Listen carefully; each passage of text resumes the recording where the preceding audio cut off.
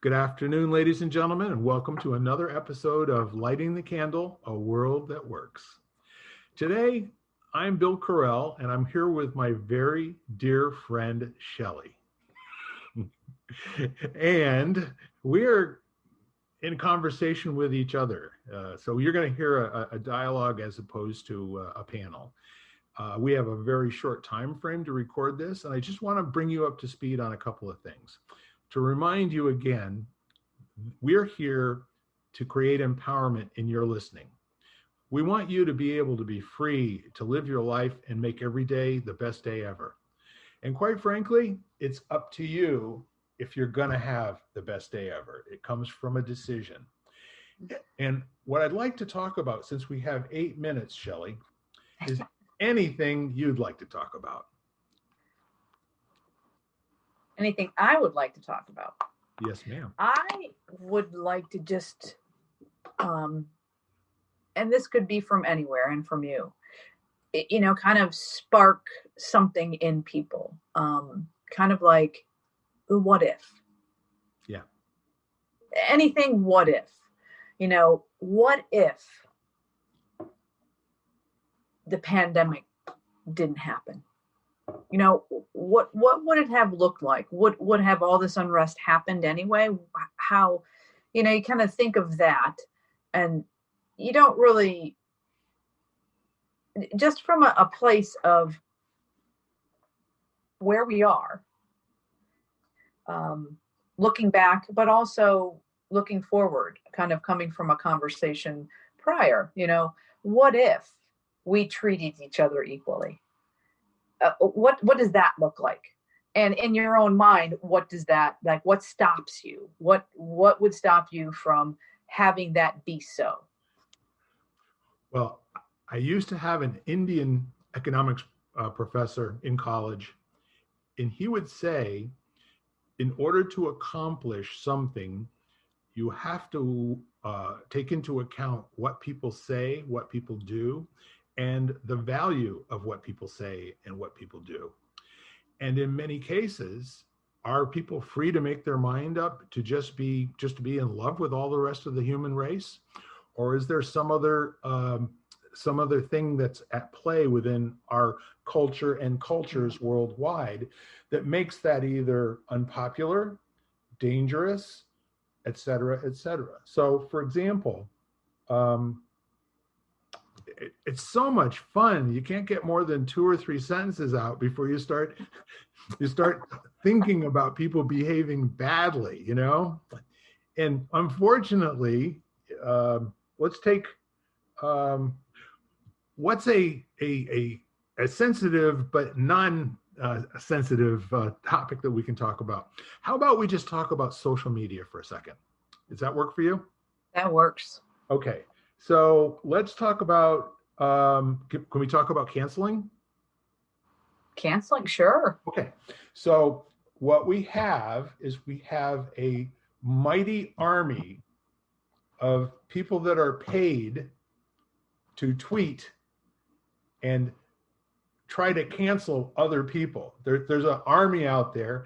And there are actually bots. And we talk about Russian bots all the time, right? Mm-hmm. You think there aren't other bots on Twitter that give large volumes so that when you look at the analytics, the corporations go, oh my God, we're in trouble here? Absolutely. That is part of what is happening. And they are, they're kind of in the forefront.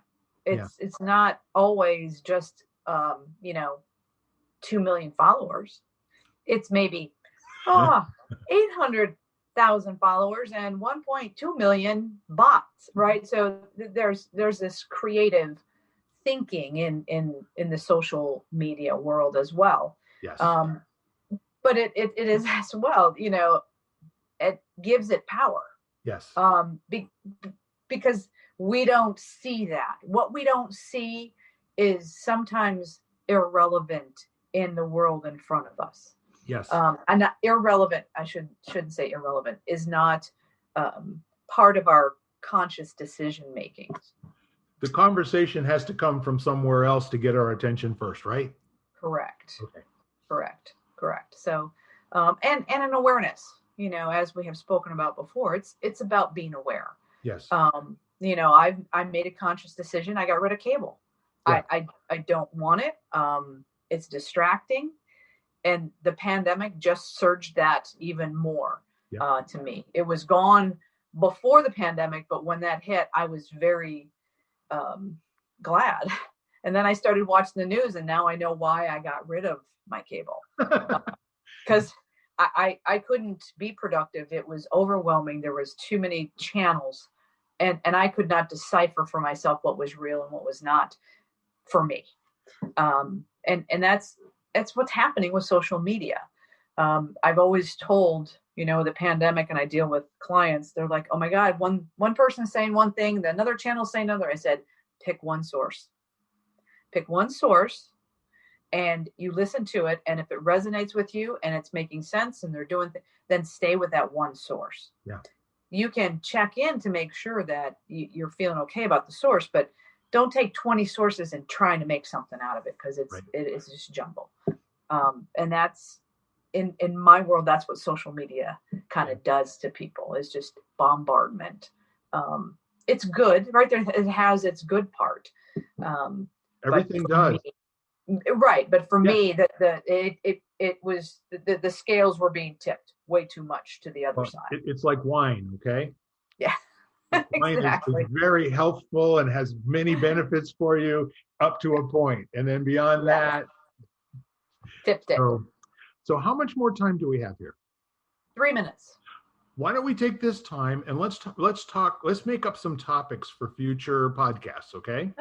Okay. I would like to, dive into the deep end of the pool at some point and have a conversation about what the narratives are around the police, what the narratives are around people of color, what the narratives are around just generally, why are people so gung-ho to come to the United States any way they possibly can, and sending their children on, with strangers who, need money and stuff.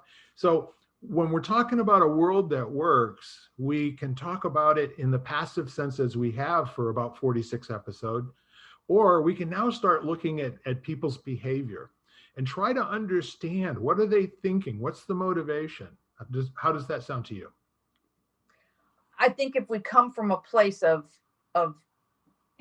not necessarily questioning their behavior, but why is it that this is working, or why is it that they have to behave that way in order to get what they want? Is that what you're saying? I'm saying let's see if we can stand in their shoes for a little while. Yes, and absolutely. Understand what their motivations are. I personally believe that all people are good. Okay, they all start out with being good, coming into the world. Mm-hmm. Something along the way, choices that they make, the people that they're around, and those sort of things. And I think it's worth analyzing and spending a little bit of time trying to understand. Absolutely. Environment, circumstances, once you're aware of those, you now have potentially choices, right? That has not changed for any of us. Sometimes you're not given choices. Exactly. There's always this survival aspect to anything that, when people do things that are not a natural action, and it actually causes them pain or suffering while they're taking an action, it's usually out of a survival instinct. Right. So, well, anyhow, Shelley, any closing thoughts that you've got? No, it's just always very nice to have dialogue with you.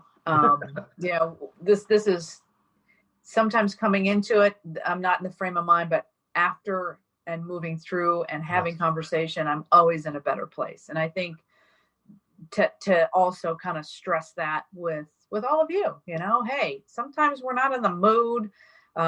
We're just in a bad place, and having a conversation with someone can really change that. Absolutely.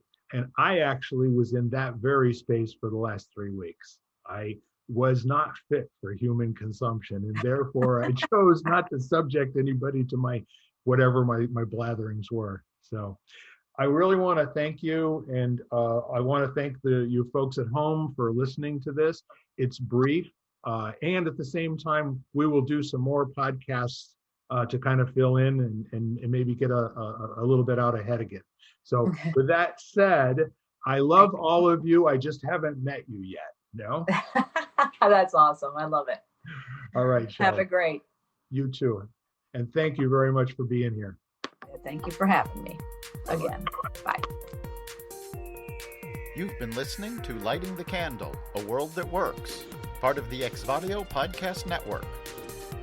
You can hear us at exvadio.com/podcasts, Apple Podcasts app, Google Play, Spotify, iHeartRadio, Stitcher, and wherever you find podcasts.